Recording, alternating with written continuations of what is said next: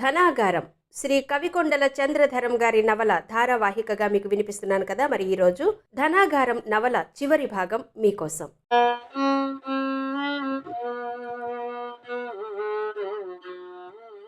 చిన్నయ్య రాత్రికి సుభాషిణి ఉన్న గదికి వెళ్ళాడు. ముగ్గురు ఆడవాళ్లకు కలిపి ఒక గది ఇచ్చారు. చిన్నయ్య తలుపు తడితే ముందుగా ఒక అమ్మాయి తలుపు తెరిచింది. ఎవరు కావాలి మా ముగ్గురులో అంది. చిన్నయ్య కొంచెం కంగు తిన్నాడు. చిన్నయ్యను చూసి సుభాషిణి గది యువతలకొచ్చింది. మిగతా ఇద్దరమ్మాయిలు ముసిముసిగా నవ్వుకున్నారు. చిన్నయ్య గణపతి రూమ్కి అడిగి తీసుకునొచ్చాడు. ఇద్దరూ గణపతి రూమ్కి వెళ్లారు. చెరొక కుర్చీలో కూర్చున్నారు. 2 నిమిషాలు ఇద్దరూ మాట్లాడలేదు. చివరకు సుభాషిణి, ఇక్కడ నా రోల్ అయిపోయింది, ఇవాళే వెళ్ళిపోవాల్సింది, రేపొద్దున బస్సుకు వెళ్తున్నాను అంది. సుభాషిణి, మనిద్దరం పెళ్లి చేసుకుందాం అనుకున్నాం కదా, నువ్వు వెళ్ళిపోవడమేంటి? చిన్నయ్య, నువ్వు నన్ను భార్యగా చూడలేవు, వద్దు అంది సుభాషిణి. అదేంటి, నువ్వు నన్ను ప్రేమించడం లేదా? ప్రేమిస్తున్నాను, కానీ అది పెళ్లి చేసుకోవడానికి కాదు. నువ్వు చాలా మారిపోయావు సుభాషిణి. నీకోసం నేను ఎంత ఆరాటపడ్డానో నీకు తెలీదు. కనిపించిన వారినల్లా మీ టీవీ చూశారా, అందులో సుభాషిణి అని యాంకర్ ఉంటుంది అని అడిగేవాణ్ణి. నేను పడుకున్నప్పుడల్లా నీ గురించి ఆలోచించేదాన్ని. తర్వాత నా జీవితానికి అలవాటు పడిపోయాను. మళ్ళీ నిన్ను చూస్తానని కూడా అనుకోలేదు. ఇప్పుడు చూసావుగా, ఇద్దరం పెళ్లి చేసుకుని ఇక్కడే ఉండిపోదాం. ఇక్కడ నా ఉద్యోగం అక్కడ, ఆ పాడుద్యోగం మానే అన్నావు. ప్రతి మొగుడు ఈ మాట పెళ్ళైన తర్వాత అంటాడు. నువ్వు పెళ్లికి ముందే అనేశావు. మగాడికి సంపాదించడం చేత కాకపోయినా పెళ్ళాం ఉద్యోగం చేయకూడదు, పెళ్ళాం సంపాదన అయితే కావాలి. నీకో విషయం తెలీదు, ఇప్పుడు నా దగ్గర చాలా డబ్బుంది, నిన్ను పోషించగలను అన్నాడు చిన్నయ్య. చిన్నయ్య, నా ఉద్యోగం నాకుండాలి, అప్పుడే నా స్వాతంత్రం నాకుంటుంది. నా ఉద్యోగం పట్నంలో, నువ్వేమో ఇక్కడ. నేను ఇక్కడ సిమెంటు రాళ్ల వ్యాపారానికి మేనేజర్ని. నీకోసం ఇదే సిమెంటు రాళ్ల వ్యాపారం పట్నంలో చేస్తా. అక్కడ మాత్రం సిమెంటు రాళ్లకు డిమాండ్ ఉండదా? కానీ నువ్వు ఆ టీవీ ఉద్యోగం మానేయాలి. ఎందుకు? ఇవాళ షూటింగ్ చూసా కదా, డబ్బులు ఇస్తున్నాం కదా అని వాళ్ళు నిన్ను వేశ్యను చూసినట్టు చూస్తున్నారు. చిన్నయ్య, సినిమాలన్నీ ఇట్లాగే తీస్తారు. జనం కోసం అలా 2 నిమిషాలు నటించాలి, అంతే. జనానికి ఏదైనా ఆకర్షణ కావాలి కదా. ఆ తర్వాత వాడు తన రూమ్కి ఎందుకు రమ్మన్నాడు? చిన్నయ్య, నీలా ఆలోచించేవాడికి నట జీవితం అర్థం కాదు. మగవాళ్ళెంతో, ఆడవాళ్ళు అంతే. ఇద్దరిలో అమాయకులెవరూ ఉండరు, తెలిసే వెళ్తారు. టెక్నికల్ ఆర్టిస్టుల్లో ఇప్పటికీ అందరూ మగవాళ్లే. మేకప్ చేసేవాళ్ళు, మా డ్రెస్సులు కుట్టేవాళ్ళు, కట్టేవాళ్ళు, డ్యాన్స్ మాస్టర్లు, హెయిర్ స్టైల్స్ ఒకరేంటి, మేమీత కొడుతూ మునిగిపోతే ఎత్తుకుని బయటకు తెచ్చేవాడు కూడా మగవాడే. ఎవడూ నన్ను తాకకూడదు అనుకుంటే నటన కుదరదు. ఏమో, నాకు నచ్చలేదు. అందుకే నేను నీకు కరెక్ట్ కాదు. నన్ను పెళ్లి చేసుకుంటే రోజూ బాధపడతావు, నన్ను కూడా బాధ పెడతావు. మరి నీకేమీ అనిపించదా? నటనలో అన్నిటికీ అలవాటు పడిపోతాం. మనకేదో పోయిందనుకో, ఇంకా పైకి రావాలనే ఆశ ఒకటే ఉంటుంది. ఒక మాట చెప్పనా చిన్నయ్య, మా అమ్మమ్మకు అమ్మమ్మ ఈ త్రిపురాంతకం ఆలయంలో దేవదాసి, అక్షరమాల. అంటే నీకు ఈ టీవీ జీవితం ఇష్టమేనన్నమాట. నువ్వు దేవదాసి కాదు, టీవీ దాసి. కానీ నేను నిన్ను ప్రేమిస్తున్నా. జీవితంలో ఎప్పుడో కలుస్తావు, పెళ్లి చేసుకుంటావు అనే ఆశతో బతుకుతున్నా. చిన్నయ్య, నువ్వింకో అమ్మాయిని చూసి చేసుకో. నేను ఎవడో సినిమా వాడిని చేసుకుంటాను. వాడైతే నిన్ను నాకన్నా బాగా చూసుకుంటాడా? వాడితోనూ ఇదే గొడవ ఉంటుంది. వాడు నాలాంటి వాడే కాబట్టి కొంతకాలం బాగుంటాడు, ఆ తర్వాత వదిలేస్తే వదిలేస్తాడు. ఎల్లకాలం కలిసి ఉంటామని గ్యారంటీ లేదు. చిన్నయ్యకెందుకో ఇక మాట్లాడబుద్ధి కాలేదు. కొంచెం అహం కూడా దెబ్బతిన్నది. అక్కడి నుండి వెళ్ళిపోయాడు. ఆనాడు బాలచంద్రుడి యుద్ధం సీన్ తీయాలనుకున్నాడు డైరెక్టర్ మాధవన్. అన్నా, నాకు కూడా ఏదో పాత్రిప్పించి అన్నాడు చిన్నయ్య గణపతితో. నీకా? నీకు సుభాషిణికి ముందు పెళ్లి చెయ్యాలి. ఏమంటావు సుభాషిణి అన్నాడు గణపతి. సుభాషిణి ఎక్కువ సిగ్గుపడలేదు. అదే నయమండి, బ్రహ్మచారి ముదిరినా బెండకాయ ముదిరినా అని ఆపేసింది సుభాషిణి. కవిగారు కథ చెప్పడం ఆరంభించాడు. అత్తవారింటి నుంచి బాలచంద్రుడు కారంపొడి కథన రంగానికి బయలుదేరాడు. మగువ మాంచాల రక్త తిలకం తీర్చి ఆశీర్వదించి పంపింది. తన మిత్రయోధులు కంసాల చందు, కుమ్మరి కాచన్న, కమ్మరపట్టి, చాకల చందుడు, మంగళ మల్లుడు, వెలమల దోర్నీడు మొదలగువారు వెంటరాగా బాలచంద్రుడు సామంతరాగోల చంకన పెట్టి బయలుదేరాడు. బాలచంద్రుడు తన మిత్రులలో అనపోతును యుద్ధానికి పిలవలేదు. అతడు బ్రాహ్మణ బాలుడు. తమ కుల పగలో ఈ బ్రాహ్మణుడు మరణిస్తే బ్రహ్మహత్యా పాతకం వస్తుందని బాలచంద్రుడు తలచాడు. కాని అనపోతు మాత్రం ఇది అవమానంగా భావించాడు. నేను యోధుడను కానా, సాహసం లేదనుకున్నాడా అనుకున్నాడు. తనని యుద్ధానికి పిలవనందుకు ఆత్మహత్య చేసుకున్నాడు. బాలచంద్రుడు యుద్ధరంగంలో ప్రవేశించాడు. అది యుద్ధం సీను.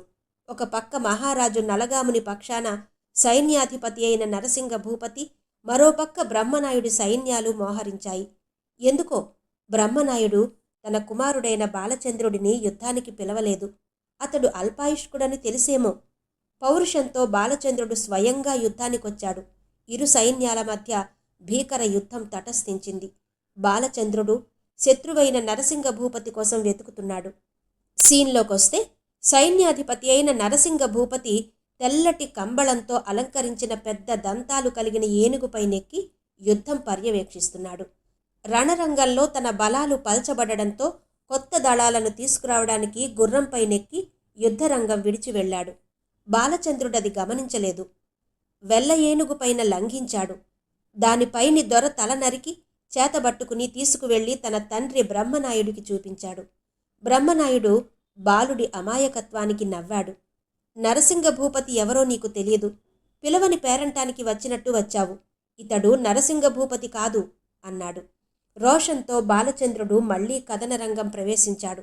ఈ మాటు నరసింగ భూపతి తల నరికి చేతపట్టుకుని మళ్లీ తండ్రి వద్దకు వచ్చాడు. అప్పటికే బాలచంద్రుడు బాగా గాయపడ్డాడు. మావటి కడుపులో అంకుశంతో పొడిచి లాగడంతో పేగులు బయటకొచ్చాయి.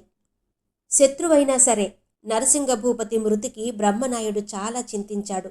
ఎంతైనా ఆయన తను సేవించిన మలిదేవరాజు కుమారుడు. నాయకురాలు నాగమ్మ పన్నాగం వలన దాయాదుల మధ్య సమరం తటస్థించింది. నరసింగ భూపతి తలను పీఠం పైన పట్టు వస్త్రం పరచి గంధ పుష్పాక్షతలతో పూజించి అందరూ వీర నమస్కారాలు చేశారు.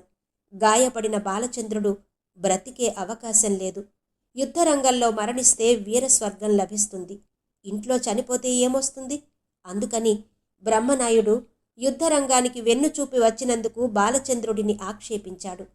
రోషంతో బాలచంద్రుడు మూడవసారి తన సఖులతో కూడి యుద్ధరంగానికి బయలుదేరాడు.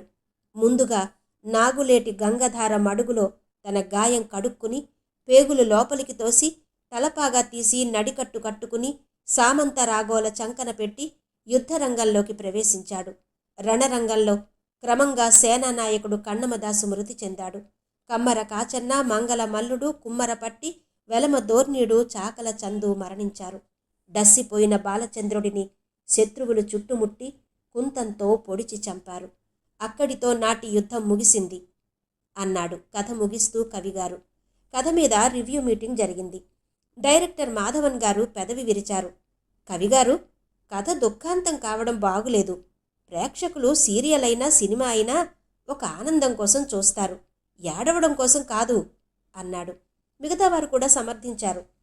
మరి చరిత్రలో ఈ కథ అలాగే ముగిసింది. సినిమాల్లో ట్రాజడీలు ఉండకూడదా? Our sweetest songs are those tell of saddest thought అన్నాడొక కవి. అన్నాడు కవిగారు. అలా అంటే కాదండి, కల్పనలో ఏదో చమత్కృతి ఉండాలి. అయితే ఏమంటారు? చచ్చిపోయిన బాలచంద్రుడు మళ్ళీ బతికొచ్చి డ్యూయెట్లు పాడాలా? ఇదేమైనా రజనీకాంత్ సినిమానా?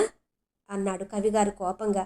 నిజమే కవిగారు, కానీ ప్రేక్షకులకేం కావాలో అది మనం తీయాలి. ఇందుకు మీరే ఏదైనా ట్రిక్ చెయ్యాలి అన్నాడు డైరెక్టర్ మాధవన్.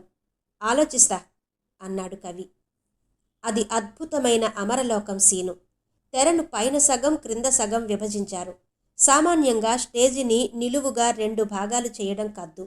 కానీ సాంకేతిక నిపుణులు మీకెందుకు, మీరు తీయండి, మేం చూసుకుంటాంగా అన్నారు. పై సగం స్వర్గలోకం. అక్కడ సెన్సార్ వాళ్ల నిబంధనలేమీ చెల్లవు.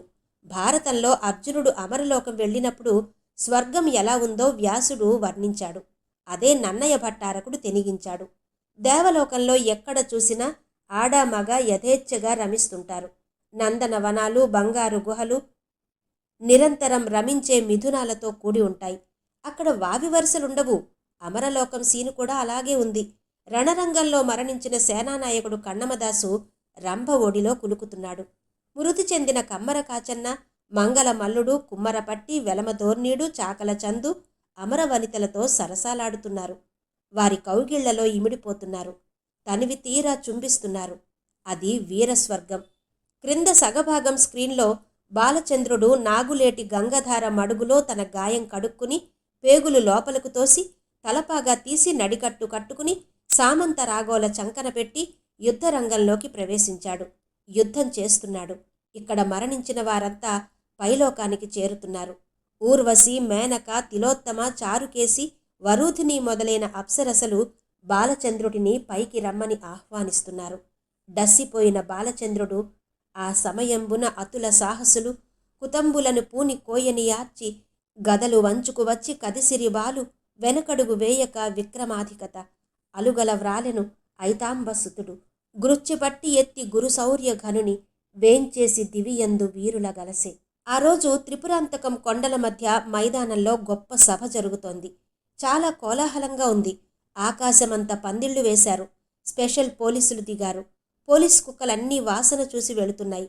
ఆకాశం నుంచి జుమ్మని నాదం వినవస్తోంది. అంతకంతకు దగ్గరవుతోంది.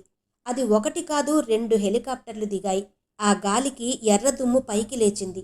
3 మోటారు కార్లలో భారతదేశం ప్రధానమంత్రి, రాష్ట్ర గవర్నర్లు, ముఖ్యమంత్రి వేదిక వద్దకు చేరారు. గంగిరెడ్డి గారు, గణపతి అతిథుల్ని ఆహ్వానించడానికి ముందుకు వెళ్లారు. పురోహితులు పూర్ణ కుంభాలతో ఎదురు వెళ్లి ఆశీర్వచనాలు పలికారు. డోలు, జోడు సన్నాయి, శ్రీరాగంలో ఎందరో మహానుభావులు అనే త్యాగరాజ కృతి ఆలపించాయి. సుందరీమణులు మల్లెపూలు, గులాబీ రేఖలు వెదజల్లుతూ పూలబాట పరిచారు. అలంకరించిన ఏనుగు తొండం ఎత్తి స్వాగతించింది. ఇరువంకలా అశ్వికులు గౌరవ సూచకంగా కదిలారు. మైకు పట్టుకుని సుభాషిణి యాంకరింగ్ చేస్తోంది. గ్రే కలర్ సూట్ వేసుకున్న చిన్నయ్య టై సవరించుకుంటూ మధ్య మధ్యలో సుభాషిణి నడుమును సవరిస్తున్నాడు. వేదిక మీద ప్రధానమంత్రి, రాష్ట్ర గవర్నరు, మధ్యలో గంగిరెడ్డి గారు కూర్చున్నారు. గంగులు, చారుమతి కలిసి గులాబీ దండలు, పూలగుచ్చాలు అందిస్తుంటే గణపతి వేదిక మీద వారిని అందరినీ పుష్పమాలాలంకృతుల్ని చేశాడు. గంగిరెడ్డి మరదలు చంద్రవదన బంగారు జలతారు చీరకట్టి ఒళ్లంతా నగలు దిగవేసుకుని గణపతిని రాసుకుంటూ తిరుగుతోంది. గంగిరెడ్డి గారు మాట్లాడవలసిన సమయం వచ్చింది. ఆయనిలా అన్నారు. పెద్దలందరికీ దండాలు. మట్టి పిసికి ఇటుకలు చేసుకునేవాణ్ణి. మైకు ముందర నిలబడి మాట్లాడాలంటే కంగారుగా ఉంది. మాకు ఈ సిమెంట్ కంపెనీకి ఏం పేరు పెట్టాలా అనే మాట వచ్చింది. అందరూ నన్నే చెప్పమన్నారు. మా ఊరు త్రిపురాంతకం, మా సీమ పల్నాడు, మా అయ్య త్రిపురాంతకేశ్వరుడు, మా యమ్మ బాలా త్రిపుర సుందరి. అందుకని మా cement company Tripurantakam cement company అన్నాడాయన. అందరూ గొప్పగా చప్పట్లు కొట్టారు. వేదిక మీద ఆయన ఆ మాత్రం మాట్లాడడానికి గణపతి ఆయన చేత ఎన్నో రిహార్సల్స్ చేయించవలసి వచ్చింది. వేదికపైన ఒక బటన్ చుట్టూ పుష్పాలతో అలంకరించబడి ఉంది. భారత ప్రధానమంత్రి బటన్ నొక్కారు. కంపెనీ ఆరంభమైనట్టు సైరన్ వచ్చింది. దీంతో పాటు యంత్రాలు పనిచేస్తున్న శబ్దం కూడా వచ్చింది. అందరి కరతాళ ధ్వనులు మిన్నుముట్టాయి. ఇప్పుడు మహనీయులు గౌరవ భారత ప్రధానమంత్రి గారికి గణపతి గారు చిరుకానుక సమర్పిస్తారు అన్నది సుభాషిణి. అందరూ ఏదో ఇస్తారులే అనుకున్నారు. చిన్నయ్య, గంగులు, చారుమతి, సుభాషిణి కలిసి ఒక బరువైన గిఫ్ట్ ప్యాక్ వేదిక మీదకు తీసుకొచ్చారు. అది చాలా బారుగా కూడా ఉంది. ఇంత బారైన గిఫ్ట్ ఏమిస్తారా అని అందరూ ఉత్కంఠతో చూస్తున్నారు. గణపతి చేతుల మీదుగా ఆ మెమంటోను భారత ప్రధానికి అందించారు. ఆయన దాని ప్యాకింగ్ విప్పమన్నారు. ఆయన అనుమతితో ఆ ప్యాకింగ్ విప్పారు. అదొక పెద్ద మారణాయుధం. అది చూడంగానే అంగరక్షక కమాండోలు ఒక్కసారిగా ముందుకు దూకి ప్రధానమంత్రికి చుట్టూ రక్షణ వలయంగా నిలబడ్డారు. సెక్యూరిటీ సిబ్బంది తుపాకులు, స్టన్ గన్లు, కార్బైన్లు, రివాల్వర్లు ఎక్కుపెట్టి గణపతిని చుట్టుముట్టారు. పోలీస్ జీపులు, అంబులెన్సుల కీచుధ్వనులు మిన్నుముట్టాయి. ప్రేక్షకులందరూ లేచి నిలబడి హడావిడి పడ్డారు. కొందరు ఏం పేలుతుందోనని భయంతో పారిపోవడానికి ప్రయత్నిస్తే కొందరు అదేంటో చూడ్డానికి ముందుకు తోసుకొచ్చారు. ప్రధానమంత్రి కొంచెం కూడా కంగారు పడకుండా చిరునవ్వు నవ్వుతూ అంగరక్షక కమాండోలను దూరంగా వెళ్లిపోమ్మని ఆజ్ఞాపించారు.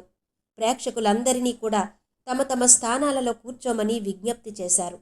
కొంతసేపటికి గాని సభ సద్దుమణగలేదు. ప్రధానమంత్రి ఆ ఆయుధాన్ని ఆర్కియాలజీ డైరెక్టర్ చేతుల్లో పెట్టి తనకు వేరే కార్యక్రమం ఉందని నిష్క్రమించారు. ఆయనతో పాటు రాష్ట్ర గవర్నరు, ముఖ్యమంత్రి, వారి పరివారము నిష్క్రమించారు. అప్పుడు ఆ ఆయుధాన్ని గణపతి ప్రదర్శిస్తుండగా సుభాషిణి మృదు మధురమైన భాషలో ప్రసంగించింది. మహాజనులారా, జననీ జనకులారా, ఆహ్వానితులైన పెద్దలారా, గణపతి గారు ప్రధానమంత్రి వర్యులకు బహూకరించిన ఆయుధం పేరు సామంత రాగోల. ఇది పల్నాటి యుద్ధంలో బాలచంద్రుని చేత వాడబడిన ఆయుధం. ఈ సిమెంటు కంపెనీ కొరకు పునాదులు తవ్వుతుంటే సామంత రాగోలతో పాటు కత్తులు, కటార్లు, అనేక ఆయుధాలు లభించాయి. ఇవన్నీ అలనాటి పల్నాటి యుద్ధంలో వాడబడినవి. ఈ విషయం భారత ప్రభుత్వానికి తెలియచేయగా నేషనల్ ఆర్కియాలజీ డిపార్ట్మెంటుకు అప్పగించమని ఆదేశించారు. ఈ ఆయుధాలన్నీ ఇవాళ మీ అందరి సందర్శనార్థం ప్రదర్శించబడుతున్నాయి. దయచేసి దర్శించండి. ఇప్పుడు ఈ సిమెంట్ కంపెనీ పూర్వాపరాలను గురించి గణపతి గారు ప్రసంగిస్తారు అని మైకు గణపతికి అందించింది. సభకు నమస్కారం. మన భారతదేశంలో ఎన్నో సిమెంటు కంపెనీలున్నాయి. మరి ఈ త్రిపురాంతకం సిమెంటు కంపెనీ ప్రత్యేకత ఏంటి? ఉంది. మాకు ఇంత తొందరగా గవర్నమెంట్ పర్మిషన్లొచ్చాయంటే అందుకు కారణం మేము ప్రభుత్వాన్ని కరెంట్ అడగం. కరెంటు తయారు చేసుకోవడానికి బొగ్గు కోట గాని, వంట చెరుకు గాని, యురేనియం గాని అడగం. మన భూమండలం ఒకప్పుడు మండుతున్న అగ్నిగోళంలా ఉండేది. అది కొన్ని కోట్ల సంవత్సరాలకు చల్లబడి మనం నివసించడానికి యోగ్యంగా తయారైంది. కానీ కొన్ని దేశాల్లో ఇప్పటికీ అగ్నిపర్వతాలు పేలుతూనే ఉన్నాయి. ఈ చల్లని భూమి తల్లి కడుపులో ఇప్పటికీ చాలా వేడిగానే ఉంది. మీరు బద్రీనాథ్ వంటి క్షేత్రాల్లో వేడి నీటి గుండాలు చూసి ఉంటారు. అలాగే ఈ పర్వతాల మధ్య ఒక వేడి నీళ్ల బుగ్గ ఉంది. శ్రీ గంగిరెడ్డి గారు ఈ వేడి నీటి బుగ్గను కనిపెట్టి ఈ వేడిని ఉపయోగించి ఒక సిమెంటు కంపెనీ నడపాలని నిర్ణయించారు. ఇక్కడ కేవలం 1 కిలోమీటర్ లోతులోనే భూమి ఉష్ణోగ్రత 300 డిగ్రీలుంది. ఈ వేడిని ఉపయోగించి ఇక్కడ జియోథర్మల్ విద్యుత్ కేంద్రం నిర్మించాం. ఈ విద్యుత్తుతోనే సిమెంటు కంపెనీ మొత్తం నడుస్తుంది. ఈ జియోథర్మల్ కేంద్రాలు నిర్మించడంలో విశేష అనుభవం గల ఇటలీ దేశం వారు మనకెంతో సహాయపడ్డారు. వారికి ధన్యవాదాలు. మీకొక విషయం తెలపాలి. శ్రీ గంగిరెడ్డి గారు నిరక్షరాస్యులు. కేవలం వేలి ముద్ర వేసేవారు. కానీ వారి లోకజ్ఞానం అపారం. ఒక పరిశ్రమ నెలకొల్పాలంటే కావలసింది గుండె. చదువుకున్నంత మాత్రాన మనం పరిశ్రమలు నడపలేం. ఈ ప్రారంభోత్సవానికి దయతో విచ్చేసిన మీ అందరికీ ధన్యవాదాలు. అలాగే అందరకు విందు భోజనాలు ఏర్పాటు చేయబడ్డాయి. తృప్తిగా భోంచేసి మమ్మాశీర్వదింప ప్రార్థన అని ముగించాడు గణపతి. కరతాళ ధ్వనులు మిన్నుముట్టాయి. గణపతి వేదిక దిగగానే సర్వమంగళం పిల్లేగారు, సింగరాజు, మొహమ్మద్ అఖ్తర్ జంగ్ వచ్చి కరచాలనం చేశారు. సభకు మంగాబాయి బాగి కూడా వచ్చారు. రాసలీల అమాంతం గణపతిని కౌగలించుకుని యు ది గ్రేట్ అంది. అంత అందమైన స్త్రీ గణపతిని కౌగలించుకోవడం చూసి గంగిరెడ్డి మరదలు ఈర్ష్యతో మెటికలు విరిచింది. రాసలీల వెంట ఉన్న కృష్ణవేణి తన కుంటికాలుతో గణపతి కాలును ఒక తొక్కు తొక్కింది. గణపతి ఆమె 2 బుగ్గలు పట్టుకుని గట్టిగా పిండేశాడు. నువ్వే ఈ కంపెనీకి చీఫ్ సెక్యూరిటీ ఆఫీసర్ అన్నాడు. సుభాషిణి బృందం బాలా త్రిపుర సుందరిపైన, త్రిపురాంతకేశ్వరుడిపైన కీర్తనలు పాడారు.